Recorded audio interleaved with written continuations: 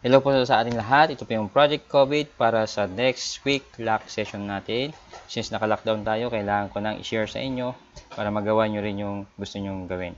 So, anong kailangan natin? Kotobi Author para sa computer, PowerPoint meron na, PixUp saka Kotobi Reader para sa mobile phone natin. Kung iOS ang cellphone nyo, i-download lang po sa Play Store. Pag Android is Google Play. Okay. So, ito yung editor na ginagamit ko or gagamitin natin para sa project natin. Okay, pwede sa platform, any platform, tablet or mobile phone. Okay, punta tayo sa kotabi.com. I-click lang natin yung pricing. Sa akin kasi is Windows 64. Window download. Okay, ayan siya. Okay, so hanapin lang natin sa download, no? Ayan siya, right click mo lang siya. Run as administrator. Click OK. Next mo lang ng next. Okay, pag gusto niyo ng shortcut sa desktop nyo, next, click nyo lang to, then next, then install. So, after nyo ma-install, ayan na siya. Then, pag inopen nyo na, ganito na siya. Okay, so dito kasi hindi ko nilagyan no, ng icon or katulad nito icon or logo, no, or photos. I-click nyo lang dito. Sorry, may COVID na yata. Okay, so ito lang, unahin nyo, no, reflowable layout. Dito kasi is naka-fix na siya.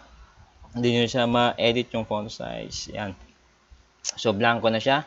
Start typing your content. Sa akin kasi is question. Ayan. So, i-click mo yung MCQ, multiple choice. Ako, nag-add ako ng figure kasi, no? Or add image. Tapos, dalawang option lang ginawa ko. Ayan. Ayan ang itsura niya. Okay. So, for video naman, ganun lang din. I-click mo lang din.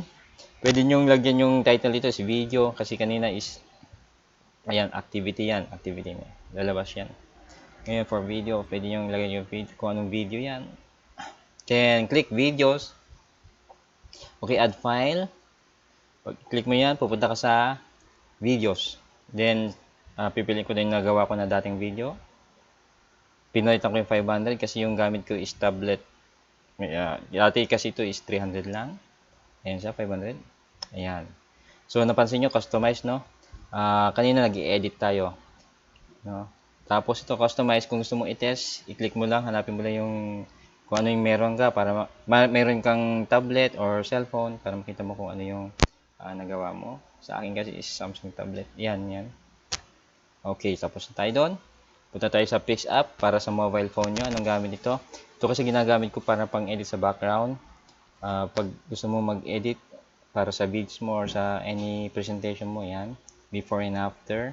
Para lalong maintindihan ng mga bata. Background, then apply. Okay. So, usually sa akin kasi ginagamit ko is PowerPoint. Kina-convert ko sa MP4. Okay. So, after mong matapos yung ginawa mong video, i-share mo lang sa cellphone mo. So, ganito yung mag-iitsura niya. After mo rin ma-i-download ang Kotobi Reader sa Google Play. So, click mo lang ito.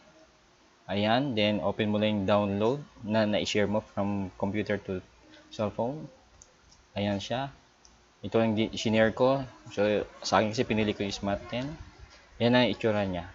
Okay. So, thank you for watching.